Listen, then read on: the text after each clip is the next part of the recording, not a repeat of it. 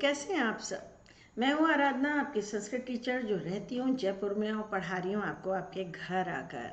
तो बच्चों, आपका जैसा कहना था कि लेसन नंबर 7 तरवे नमोस्तु इसका वीडियो अपलोड किया जाए, तो बच्चों आज ये वीडियो आ रहा है और ये 2 पार्ट में आएगा। एक में पाठ स्पष्टीकरण, एक में अतिरिक्त अभ्यास प्रश्न, सब कुछ आपके लिए।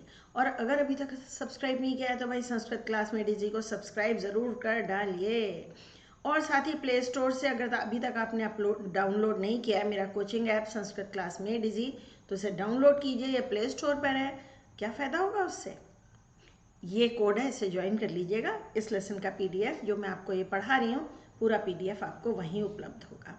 किताब खरीदे बिना आपकी तैयारी हो जाएगी। सब कुछ आपकी सुविधा के लिए बच्चों। तो पाठ पढ़ना शुरू करते हैं। विद्यालय वृक्षारोपण उत्सव। विद्यालय में वृक्षारोपण उत्सव हो रहा है, ट्री प्लांटेशन चल रहा है। चश्मा लगाया जाए भाई। हाँ, वृक्षारोपण का उत्सव चल रहा है। स्कूल में जुलाई में होता है भाई, बच्चों को पेड़ पौधे दिए जाते हैं या घर से लाने के लिए कहा जाता है। प्रत्युष, अर्णव, सौरभ, ऋषभ, ये सब बच्चे टीचर से बात कर रहे हैं। अर्णव, त्वम अद्य कम वृक्षम आरोपयितुम आनीतवान। त्वम अद्य, अद्य माने आज, तुम आज कौन सा पौधा लगाने के लिए लाए हो, रोपने के लिए लाए हो। रोपना मतलब ट्रांसप्लांट करना, इधर से निकाल के उधर लगाना। आनीतवान, आ उपसर्ग है, नी धातु और बच्चा, इसमें एक तवतु प्रत्यय है। तवान, तवती, तवत शेष रहता है इसका। इस पर अलग से वीडियो अपलोडेड है, आप देख सकते हैं। मया तो आम्र वृक्ष से पादपः आनीता। मेरे द्वारा तो आम के पेड़ का पौधा लाया गया। भाई पेड़ तो लगाएंगे नहीं ना, पौधा ही लाया जाएगा। आ प्लस नी धातु है, इक्ता प्रत्यय, इसमें लाया गया भूतकाल हो जाता है। इक्ता प्रत्यय और तवतु प्रत्यय दोनों भूतकाल के लिए होते हैं। लाया गया है, मेरे द्वारा तो आम के पेड़ का पौधा लाया गया है। अहम तो अर्जुन वृक्ष से पादपम आनीतवान। मैं तो अर्जुन के पेड़ का पौधा लाया। सौरभ कहता है अर्जुन बड़ा एक औषधीय वृक्ष होता है, बड़ा विशाल, और इसकी छाल से औषधि बनती है जो हार्ट के ब्लॉकेज को खोलती है। मैं तो आम के पेड़ का पौधा लाया हूँ।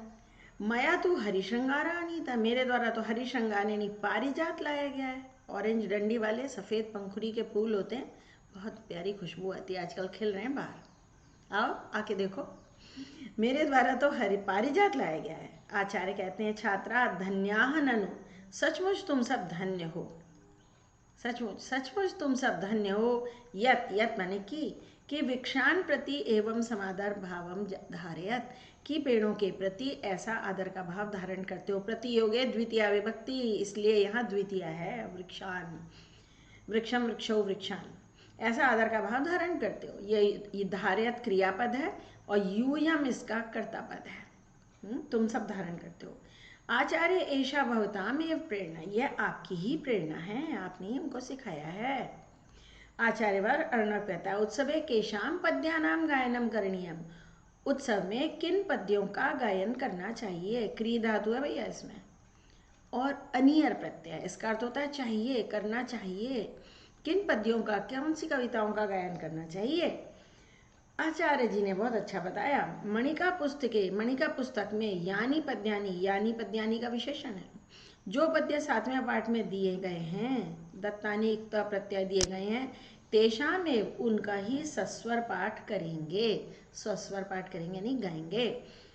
आम आम, हाँ हाँ, पठामा पढ़ते हैं, गायामा गाते हैं, वृक्षान प्रति कृतज्ञताम च अनुभवामा, और पेड़ों के प्रति कृतज्ञता का अनुभव करते हैं। कृतज्ञ यानी थैंकफुल होते हैं, पेड़ों के प्रति अनुभव करते हैं। बच्चों, पेड़ों के प्रति जितनी भी कृतज्ञता अर्पित की जाए ना, उतना कम है। वृक्ष हैं इसीलिए हम हैं, है ना।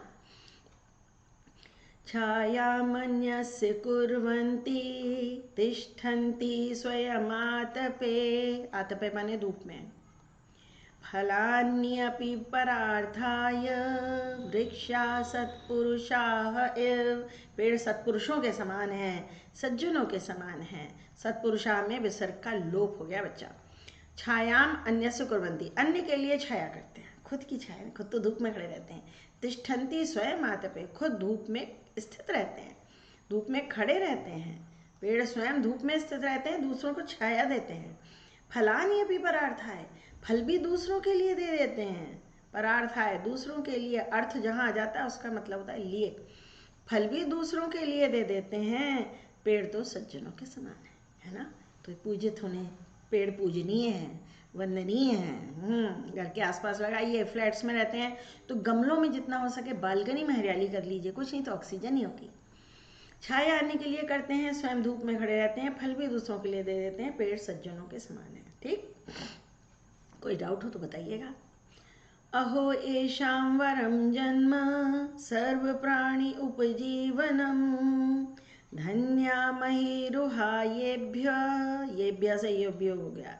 निराशा यान्ति नार्थिनः, न प्लस अर्थनादि संधि और ये विसर्ग लोप हो रहा है।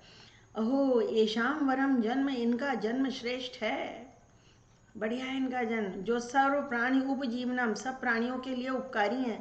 धरती पर रहने वाले जितने भी जीव जंतु, कीड़े मकोड़े, पक्षी पशु हैं, सबका जीवन वृक्ष आधारित है ना। पॉइंट। धन्या महिरुआ, धन्य है पेड़। महिरुओ पेड़ का पर्यायवाची है। क्यों? क्योंकि मही कहते हैं धरती को बच्चा। मही माने धरती और रूह माने उगना। जो धरती से उग रहा है वो पेड़ हो गया, है ना, उगना। तो महिरू माने पेड़ जो धरती से उग रहा है। धन्य पेड़। ये भी निराशा यान्ति अर्थिना, या अर्थी माने याचक, जो याचकों को निराश नहीं करते, जो याचकों को निराशा न यान्ति, ये रहा न, निराशा न यान्ति, निराश नहीं करते हैं। याचक कभी निराश नहीं था। आपको पत्ते चाहिए, पेड़ से पत्ते ले लो, फूल फल बीज, खाना पीना जो चाहिए लो, पीना भी जी, हाँ, नारियल पानी नहीं पीते हैं, यस, औषधियाँ, ऑक्सीजन, पूजा के लिए, हवन के लिए लकड़ियाँ, क्या नहीं देता पेड़ हमको, है ना।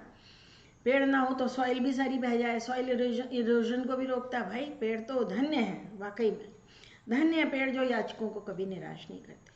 अहो इनका जन्म श्रेष्ठ है, जो सब प्राणियों के लिए उपकारी हैं। धन्य है पेड़ जिनका जो कभी याचकों को निराश नहीं करते। आगे देखिए पेड़ों के लिए और क्या कहा गया है। पत्र पुष्प फल छाया मूल वलकल दारू भी, दारू भी माने लकड़ी द्वारा, लकड़ियों, लकड़ी का संस्कृत नाम होता है दारू, इसे कुछ और मत समझ लीजिएगा।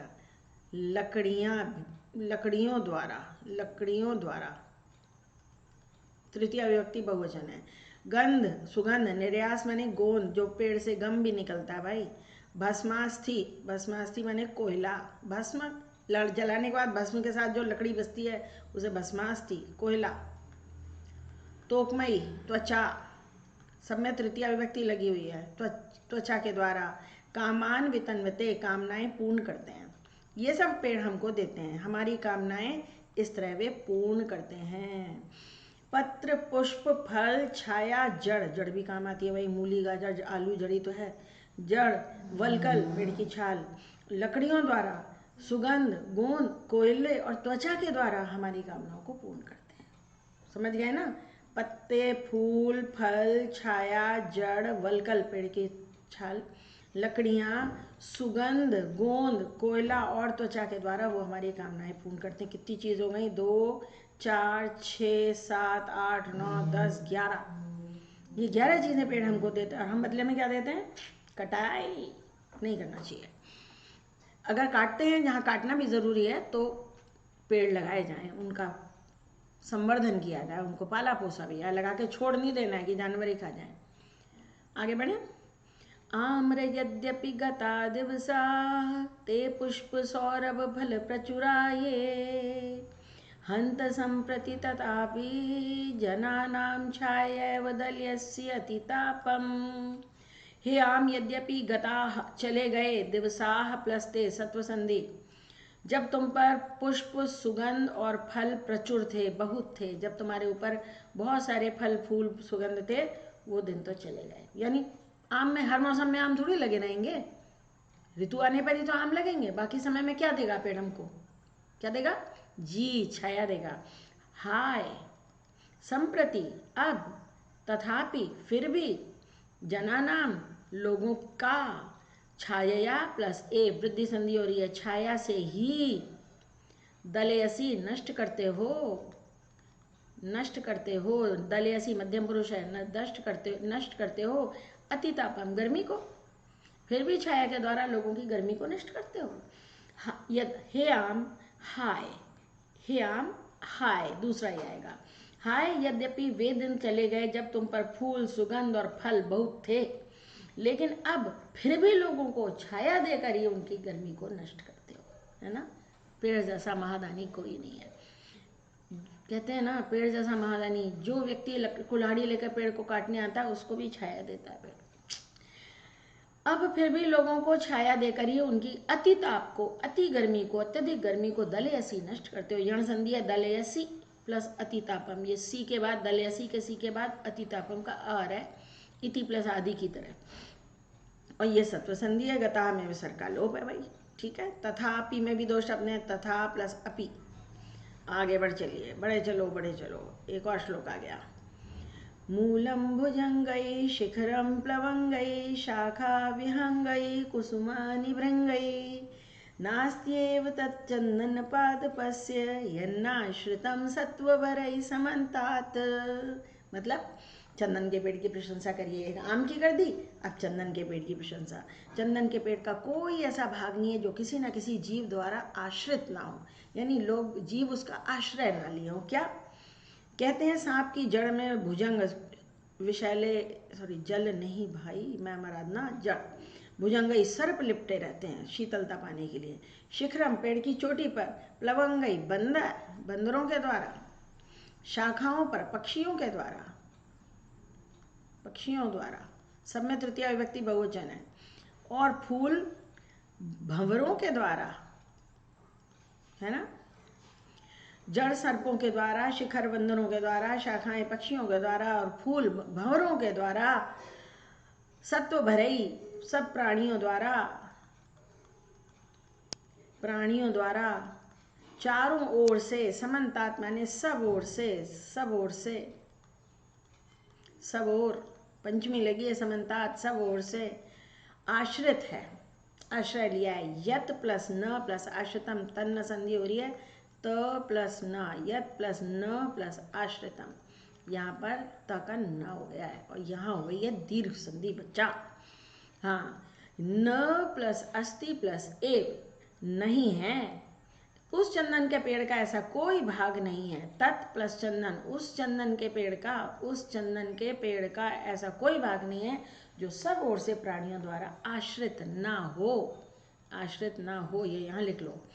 जड़ सांपों के द्वारा, शिखर बंदरों के द्वारा, शाखाएं पक्षियों के द्वारा और फूल भंवरों के द्वारा है, आश्रित हैं। उस चंदन के पेड़ का ऐसा कोई भाग नहीं है जो सब ओर से प्राणियों द्वारा आश्रित न हो। ठीक, चंदन की प्रशंसा हो गई।